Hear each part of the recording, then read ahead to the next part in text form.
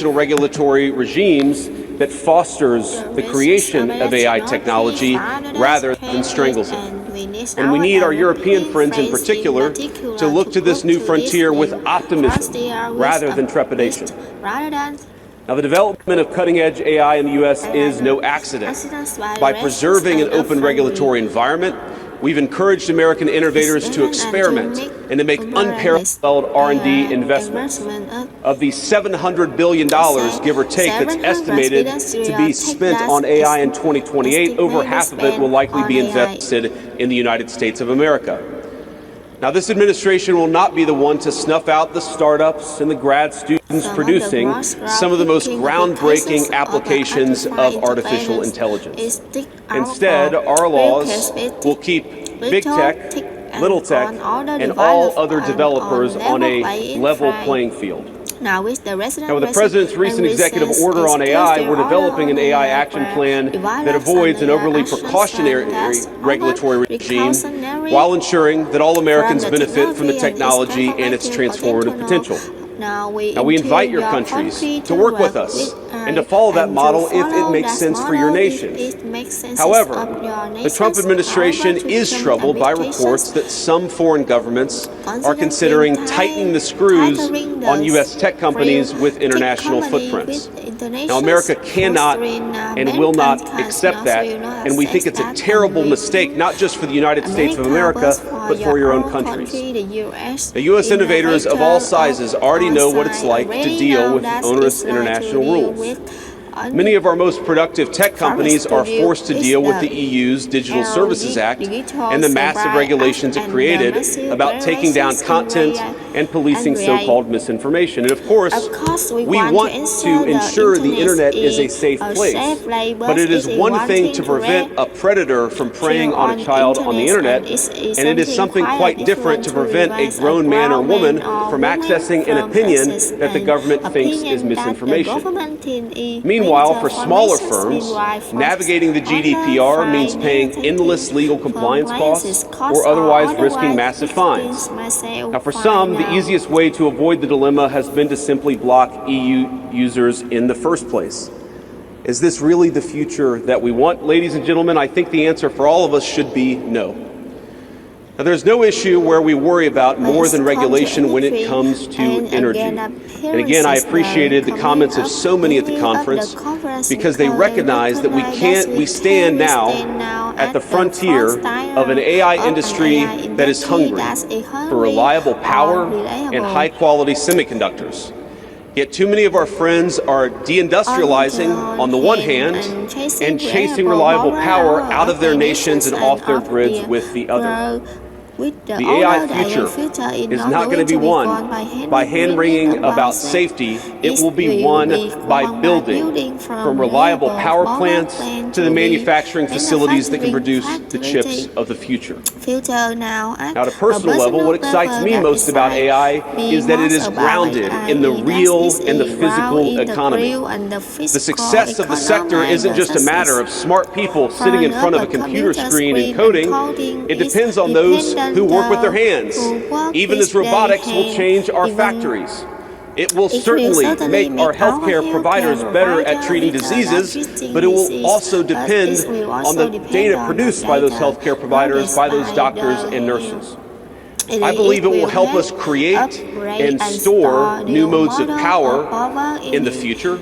But right now, AI cannot take off unless the world builds the energy infrastructure to support it.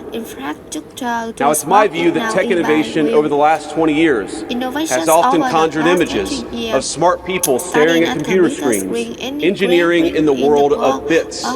But the AI economy will primarily depend on and transform the world of atoms. Now, at this moment, we face the extraordinary prospect of a new industrial revolution, one on par with the invention of the steam engine or Bessemer steel. But it will never come to pass if overregulation deters innovators from taking the risks necessary to advance the ball. Nor will it occur if we allow AI to become dominated by massive players looking to use the tech to censor or control users' thoughts. And I'd ask if you step back a moment and ask yourself, who is most aggressively demanding that we, meaning political leaders gather here today, do the most aggressive regulation? It is very often the people who already have an incumbent advantage in the market. And when a massive incumbent comes to us asking us for safety regulations, we ought to ask whether that safety regulation is for the benefit of our people or whether it's for the benefit of the incumbent. Now, over the last few years, we've watched as governments, businesses, and nonprofit organizations have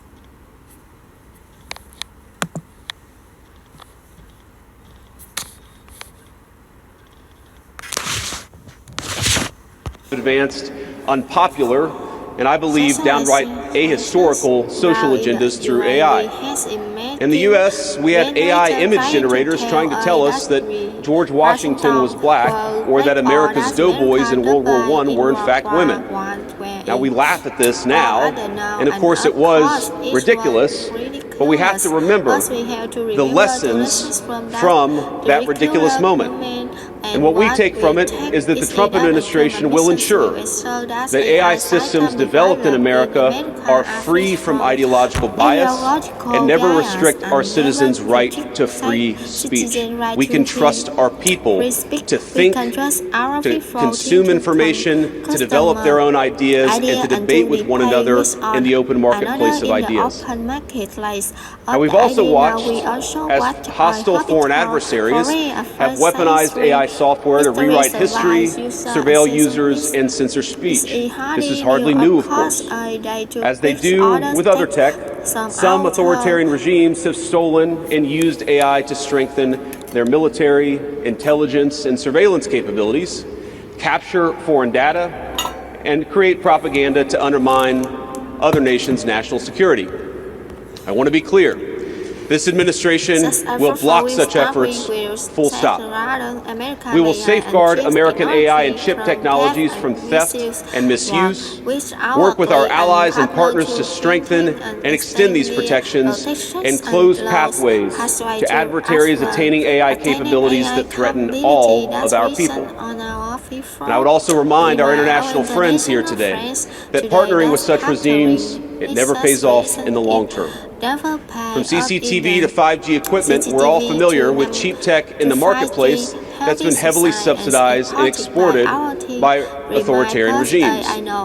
But as I know, and I think some of us in this room have learned from experience, partnering with them means chaining your nation to an authoritarian master that seeks to infiltrate, dig in, and seize your information infrastructure. Should a deal seem too good to be true, just remember the old adage that we learned in Silicon Valley: if you aren't paying for the product, you are the product. Finally, this administration wants to be very clear about one last point. We will always center American workers in our AI policy. We refuse to view AI as a purely disruptive technology that will inevitably automate away our labor force. We believe, and we will fight for policies that ensure that AI is going to make our workers more productive, and we expect that they will reap the rewards with higher wages, better benefits, and safer and more prosperous communities. From law to medicine, manufacturing, the most immediate applications of AI almost all involve supplementing, not replacing, the work being done by Americans. Now, combined with this administration's worker-first approach to immigration, we believe that the U.S. labor force prepared to use AI to its fullest extent will instead attract the attention of businesses that have offshored some of these roles. To accomplish this, the administration will make sure that America has the best trained workforce in the world. Our schools will teach students how to manage, how to supervise, and how to interact with AI-enabled tools as they become more and more a part of our everyday lives. And as AI creates new jobs and industries, our government, businesses, and labor organizations have an obligation to work together to empower the workers, not just of the United States, but all over the country, all over the world. To that end, For all major AI policy decisions coming from the federal government, the Trump administration will guarantee American workers a seat at the table, and we're very proud of that. Now, I've taken up enough of your time, so I'd like to close with just a quick story. This is a beautiful country, President Macron, and I know that you're proud of it and should be. And yesterday, as I was touring Les Invalides with General Gravet, with my 3 kids, he was kind enough to show me the sword that belonged to America's dearest international friend from our own revolution, of course, the Marquis de Lafayette. He let me hold the sword, but of course he made me put on the white gloves beforehand. And it got me thinking of this country, France, and of course of my own country, and of the beautiful civilization that we have built together with weapons like that saber. Weapons that are dangerous in the wrong hands, but are incredible tools for liberty and prosperity in the right hands. I couldn't help but think of the conference today. If we choose the wrong approach on other things that could be conceived of as dangerous, things like AI, and choose to hold ourselves back, it will alter not only our GDP or the stock market, but the very future of the project that Lafayette and the American founders set off to create. Now, this doesn't mean, of course, that all concerns about safety go out the window, but focus matters. And we must focus now on the opportunity to catch lightning in a bottle, unleash our most brilliant innovators, and use AI to improve the well-being of our nations and their peoples. With great confidence, I can say it is an opportunity that the Trump administration will not squander. And we hope everyone convened here today feels exactly the same. Thank you, and God bless you all.